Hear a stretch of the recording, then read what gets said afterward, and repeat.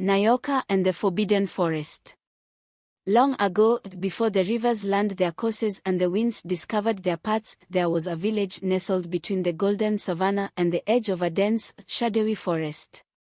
This village, called Nyambani, thrived under the wise guidance of Elder Duma, whose years were as many as the rings in the oldest baobab tree. The people of Nyambani were known for their songs that called the rains and their laughter that echoed across the plains, but they lived in fear of the forest, a place whispered to be the dwelling of spirits, both kind and cruel. At the heart of the forest stood a colossal baobab tree, its roots gripping the earth like the claws of an ancient beast. This tree, they said, was the home of Ngoma, the spirit of echoes, who held dominion over the voices of the living and the memories of the dead. Ngoma was known to grant great wisdom or terrible curses, depending on the seeker's heart. None dared approach the tree except in dire need, and even then, only the bravest would return, if they returned at all. Nyoka, the girl of 16 reigns, was the youngest child of her family. Her name meant serpent, for she was quick, clever, and unyielding in her pursuit of knowledge. Her father was a hunter, her mother a weaver, and her older siblings had all found their places within the village. But Nyoka yearned for more than the life that stretched before her like an unbroken path. She was drawn to the mysteries of the forest and the tales of the baobab spirit. Yet, she kept her curiosity hidden, for fear of her parents' disapproval. One fateful season, the rains failed to come. The rivers dried to trickles, the crops withered, and the animals vanished into the horizon. The village elders consulted the bones and sang the old songs, but the sky remained a hard, unyielding blue. Desperation grew like a thorny vine in Nyambani, and the villagers whispered of curses and forgotten deaths to the spirits. Elder Duma, in his deep, rumbling voice, declared, "The spirit of the baobab must be appeased. We must send a seeker to plead for Ngoma's mercy." The villagers recoiled at the suggestion.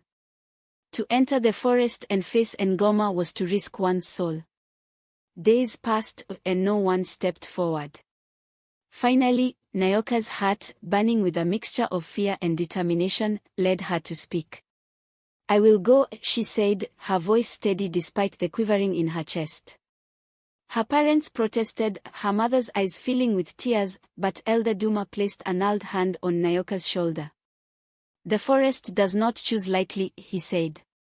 "If the spirits have called you, who are we to deny them?" Nyoka prepared for her journey. She carried a small satchel with dried meat, a gourd of water, and a woven charm from her mother to ward off evil. Her mind raced with a mixture of excitement and dread as she packed, each item a lifeline in the unknown ahead. She thought of her father's strong but silent farewell, her mother's trembling hands tying the charm to her wrist, and the faint smiles of her siblings who tried to hide their worry. "Am I ready for this?" she wondered, her resolve flickering for just a moment. But deep within, a quiet voice answered, "This is your path, and you must walk it." As the sun dipped below the horizon, casting long shadows across the village, she stepped into the forest, her heart pounding like a drumbeat. The forest loomed before her, dark and foreboding. Its canopy stretched wide, blotting out the stars, and the air felt thick with ancient whispers. Nyoka's footsteps faltered as she crossed the threshold, her village shrinking behind her.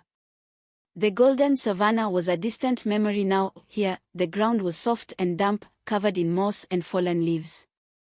Shadows seemed to flicker in her periphery, and the rustle of unseen creatures sent shivers down her spine. She gripped the charm her mother had given her, its woven strands rough against her palm. "Spirits of the forest," she murmured under her breath, "I mean no harm. Guide me, if you will." The path was faint, winding through towering trees whose branches twisted into grotesque shapes. Strange cries echoed in the distance, whether birds or spirits, Nyoka could not tell. Her heart beat a steady rhythm, urging her onward. Each step felt heavier than the last, as if the forest itself tested her resolve. Hours passed, or perhaps only moments. Time seemed to stretch and bend beneath the trees. The air grew colder, and the light of her small lantern cast long, trembling shadows.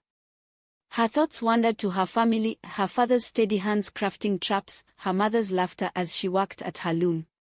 Would she see them again? She pushed the thought aside, focusing on the task ahead.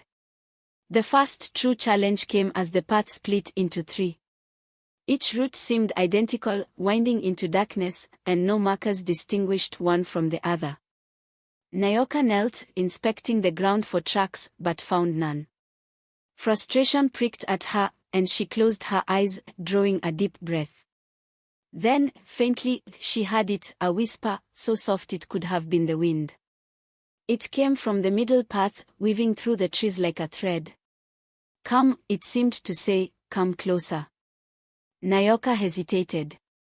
The stories of the forest spirits returned to her, beings that lured travelers astray, feeding on their fear and despair. But she had no other guidance, and standing still was not an option. Tightening her grip on her satchel, she stepped onto the middle path. The whisper grew louder as she walked, forming fragments of words. Seeker, forest, courage. The voice was neither kind nor cruel, but it sent chills down her spine. She followed it deeper into the woods until she reached a clearing. In the center stood a strange figure, bare hair, its fur gray as ash and its eyes gleaming with mischief. Nyoka's breath caught. This was no ordinary creature. She knew the tales of Kalyolu, the trickster spirit. His presence confirmed she was on the right path, though it brought her no comfort. Kalyolu tilted his head, his long ears twitching. "A seeker," he said, his voice high and lilting. "And so young, too. Tell me, girl, do you know what it means to walk this path?" Nyoka straightened her back, meeting his gaze. "I seek Ngoma, the spirit of the baobab. My village is dying, and I must ask for the spirit's aid." The hair chuckled, the sound like dry leaves rustling. "A noble cause, but the forest is no place for the faint of heart. I can guide you to Ngoma, if you wish, but nothing comes freely, not even from me." Nyoka nodded, her expression unwavering. "What is your price?" Kalyolu grinned, baring his sharp teeth. "A riddle. Answer true, and I will show you the way. Fail, and you shall wander the forest until even your name is forgotten." Nyoka's pulse quickened. She had heard of Kalyolu's riddles, twisted, cunning things meant to ensnare the unwary. But she had no choice. "Ask your riddle," she said. The trickster's eyes gleamed. "Listen well. I am not alive, yet I grow. I have no lungs, yet I need air. I have no mouth, and yet I drown. What am I?" Nyoka furrowed her brow, turning the words over in her mind. They conjured images of the savanna, the forest, the rivers. At first, the answer eluded her, but then it came, simple and clear, like the first drop of rain after a drought. "Fire," she said. Kalyolu's laughter rang out, echoing through the trees. "Clever girl.